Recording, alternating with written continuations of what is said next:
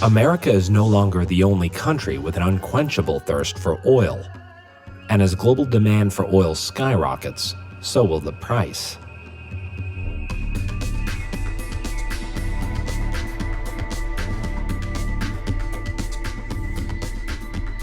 I was here in '86. The very first morning I was in China, I saw a sea of thousands of bicycles. 7 o'clock in the morning, making their way down the main avenue, no cars. Once it became clear that the Chinese were going to build a consumer society, China's production of automobiles just shoots into the stratosphere. At the end of 2009, GM sold more cars here in China than it did in the United States. That was a real psychological wake-up call for General Motors. Bicycles are off the road, and it's been replaced with the world's largest car market. In 2000, China sold less than 1 million cars. This year, the number will be over 15 million. The most brands sold in any country in the world by far. Nothing like it in the history of humanity have we seen such an explosion in demand for cars. This thing is going to run for decades. We've never, ever seen anything like this before, because the Chinese have gone through this extraordinary rapid growth. Over 300 million have gone from abject poverty to being reasonably well off. That is the total population of the United States. And they've done it in, 30 years. Cheng Ling is a new parent. She's purchased a ticket to compete with 26,000 other Chinese people just to buy a license plate.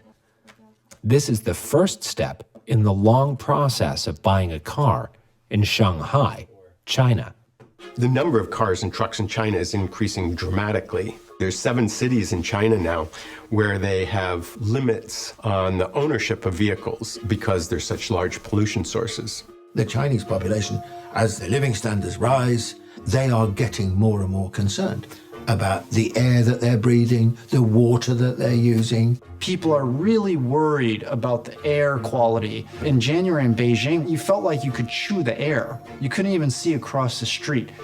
In some cities, you have to bid to buy a license for a vehicle, and it's about $10,000 to $15,000 to just be able to register a car. The auction will last for exactly 90 minutes. Cheng Ling will have the opportunity to bid only twice. China's one-child policy created a higher ratio of men to women. Today in China, young women have a higher status, and they want cars. It's become accepted that when a young man and woman are dating, the woman will say, I'm thinking about getting married to you. Do you have an apartment already? And what kind of car do you drive? Every Saturday, marriage markets happen in cities across China. Parents hustle to try and match their sons and daughters. And those daughters prefer young men with cars. 比方说他是硕士从美国回来的，他收了在20-30万、40-50万，他要求对方有车有房，有的，这样的有。And what is your criteria for a potential husband? The first one is a promising job, and the second one is good house to live, and the third one is a car. Someone nicknamed BMW as Be My Wife. So you've got a young population. If they're making around $10,000 a year, they start to think about buying a car. 我们两个都是上班的，靠赚工资来生活的，所以当然是经济实惠的最好。要是30万，我们也要攒好多年。That car really represents an important symbol of success in China today because it's part of that new Chinese dream. China will soon have more cars than the United States. In fact, the desire for new cars is so strong, Chinese people are willing to do whatever it takes to get into the driver's seat. 宝宝啊，出价，出价，又1个月工资没有了，6万了，7万了，8万3，对吧？已经8万0，8万1了，已经8万了，已经8万3了，哦。那快说，333470363，363，363，363， 3334770，三个三3470，确定。不对呀，不在范围，再出价，就这样，可以出了，可以出了，马上可以出了，点出价，他已经到84200了，看到没？点出价，出价了呀，点了呀，坏了，啊，结束了啊 Ask her if she upset. 有点遗憾的，因为这个月肯定是比较低。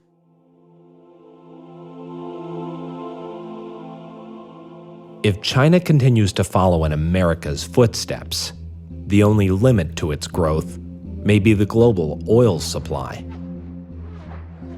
The Chinese are going to great efforts to secure future supplies of oil. China's scouring the world for sources of oil, not just for today, but for the next 10 and 20 years. Now, even though they're making these investments, they're saying, according to our projections, that's still not enough. If we reach a point where oil becomes scarce or maybe not as plentiful, and we're all competing for that oil, then the people who get the oil out of the ground are going to be willing to sell it to whoever is willing to pay the most for that oil. Right now, China sits on the largest cash hoard of any country in the world. The current system is not sustainable. It works for now. Everybody gets oil now. But what about the future? How's it going to work when the supplies aren't as great as they are now? We're going to see the world run out of oil before we run out of Chinese people ready to buy their next car. Where are we going to get the oil?